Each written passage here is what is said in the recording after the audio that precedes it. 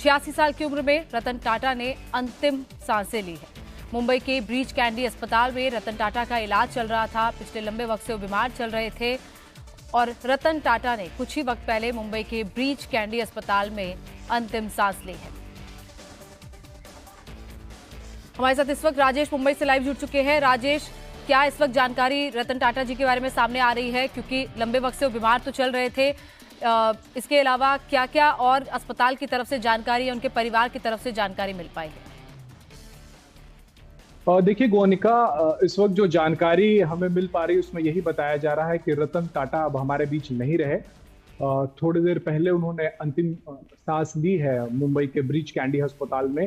2 दिन पहले उन्हें भर्ती किया गया था, तब खबरें आई थी कि वो सीरियस हैं, लेकिन उनके द्वारा एक पोस्ट किया गया था सोशल मीडिया पर जिसमें उन्होंने कहा था कि उनकी तबीयत ठीक है और एज रिलेटेड इश्यूज के वजह से वो अस्पताल में एडमिट हुए हैं। लेकिन आज शाम से एकाएक खबरें फिर से आने लगी कि वो आईसीयू में हैं, उनकी हालत जो है वो बहुत ज्यादा खराब है।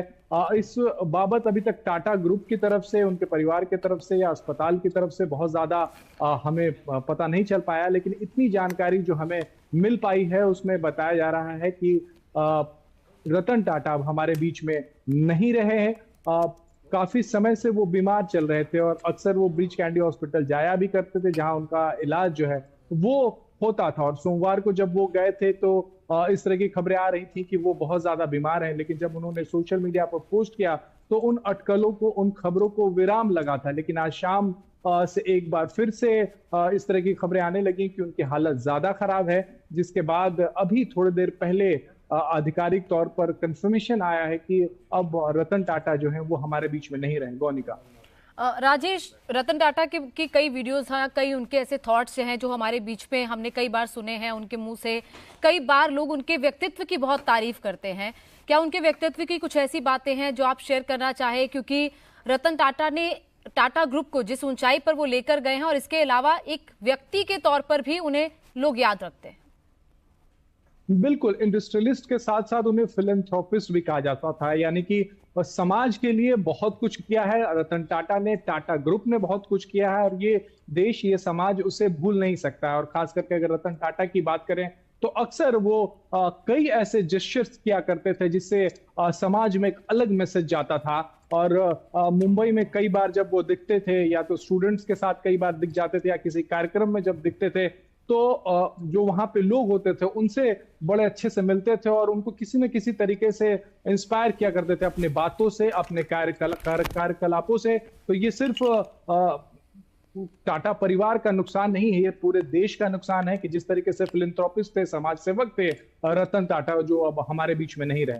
गोनिका, राजेश, क्योंकि इस वक्त उनके परिवार में जाहिर तौर पर शोक का ये वक्त है, लेकिन रतन टाटा की कई ऐसी उपलब्धियां हैं। जिस तरीके से उन्होंने एक मशहूर उद्योगपति के तौर पर अपनी पहचान तो बनाई ही, 1991 में वो चेयरमैन बने थे और जिस तरीके से वो टाटा को नई ऊंचाइयों पर लेके गया। आप किसी भी क्षेत्र में देख लें, टाटा का नाम सुनाई देता है, टाटा स्टील हो, टाटा मोटर्स हो, इन तमाम चीजों में हमेशा टाटा का नाम सुनाई देता है। और यही वजह, उनकी सोच है कि एक उद्योगपति के तौर पर उन्होंने टाटा को जिस बुलंदियों पर वो लेकर गए हैं, बिल्कुल बुलंदियों पर लेके गए। और जैसा हम देश में जानते हैं कि टाटा एक विश्वास का नाम है। टाटा विश्वास का नाम किस वजह से बना? तो रतन टाटा की वजह से बना कि आप टाटा अगर आप कहते हैं तो आपको यकीन होता है, इस ब्रांड पे यकीन होता है। और उसके पीछे बहुत बड़ी वजह जो थी वो रतन टाटा थे। आप अगर कोई भी आप टाटा के किसी भी सेक्टर में चले जाए, चाहे वो आपके मोटर कार हो या किसी भी सेक्टर में चला जाए, और खास करके मुंबई की अगर हम बात करें गोनिका, तो यहाँ टाटा का जो कैंसर हॉस्पिटल है वो देश के लाखों लोगों के लिए एक उम्मीद बना रहता है, एक आखिरी उम्मीद बना रहता है। जब कोई कैंसर से पीड़ित होता है तो उसे पहला नाम अगर कोई याद आता है तो वो टाटा कैंसर हॉस्पिटल याद आता है। और ये जो उपलब्धि है और ये जो समाज सेवा है वो टाटा ग्रुप के लिए बहुत बड़ा है और इसमें रतन टाटा का अहम योगदान रहा है। बिल्कुल राजेश, जैसे आप भी जानकारी दे रहे हैं उनके व्यक्तित्व के बारे में और एक उद्योगपति के तौर पर जिस तरीके से उन्होंने टाटा को और खुद और को नई बुलंदियों पर पहुंचाया है। रतन टाटा के बारे में कुछ जानकारियां भी दर्शकों को दे दे। 28 दिसंबर 1937 को उनका जन्म हुआ था। उनका जन्म जमशेद जी टाटा के दत्तक पोते वो हैं और इसके अलावा नवल टाटा के वो बेटे हैं। उनकी स्कूली शिक्षा मुंबई में हुई थी और कार्लिंग यूनिवर्सिटी से उन्होंने आर्किटेक्चर बीएस की पढ़ाई की थी। उसके बाद हार्वर्ड यूनिवर्सिटी के बिजनेस स्कूल में वो गए, जहां से उन्होंने एडवांस मैनेजमेंट का प्रोग्राम किया और फिर 1962 में उन्होंने टाटा समूह के साथ करियर की शुरुआत की थी। 1991 में जेआरडी टाटा के बाद वो समूह के 5वें अध्यक्ष बने थे। तो एक लंबा करियर उनका रहा है और इसके अलावा कई पुरस्कारों से उन्हें सम्मानित भी किया गया। फिर चाहे वो 2000 में पद्म भूषण सम्मान से उन्हें सम्मानित किया गया, इसके अलावा 2008 में उन्हें पद्म विभूषण से सम्मानित किया गया था और कई विदेशी कंपनियों का भी अधिग्रहण किया गया है उनके टेन्योर के अंडर, जैसे कि टेटली, जगुआर लैंड रोवर और इसके अलावा कोर्स का भी टाटा समूह में ही अधिग्रहण हुआ है। वहीं इसके अलावा नैनो जैसी लखटकिया कार भी वो लेकर आए, यानी कि 1 से 1.5 लाख में वो कार आ रही थी, जिसमें कि बजट में एक ऐसा व्यक्ति जो सोच नहीं सकता गाड़ी लेने का, एक मिडिल क्लास व्यक्ति या लोअर मिडिल क्लास व्यक्ति, वो भी गाड़ी लेने का सपना देख रहा था। टाटा नैनो जब उन्होंने लॉन्च की और इसके अलावा इंडिका कार भी रतन टाटा ही लेकर आए थे।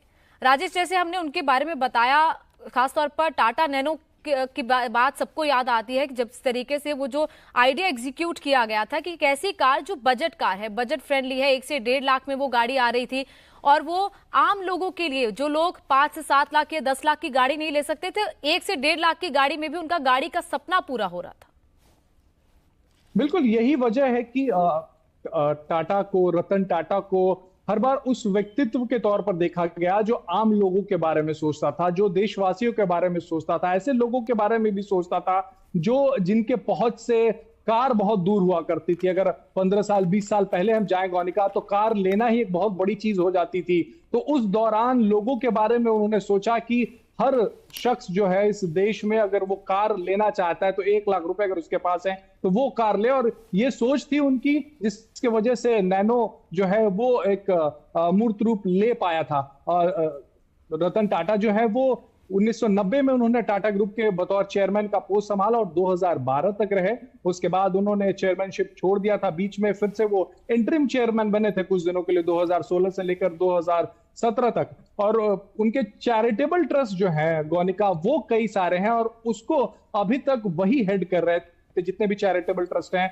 और आपको बता दूं कि इनको पद्म विभूषण भी मिला है और आपको पद्म भूषण भी मिला है। हमें जो सिविलियन अवार्ड है हमारा देश का दूसरा बड़ा अवार्ड, तीसरा बड़ा अवार्ड, उनसे नवाजा गया है रतन टाटा को। तो कहीं ना कहीं बड़ी शख्सियत थे, बड़े अहम शख्सियत थे, सिर्फ अपने ग्रुप के लिए नहीं, अपने कंपनी के लिए नहीं, बल्कि पूरे देश के लिए। गौनिका।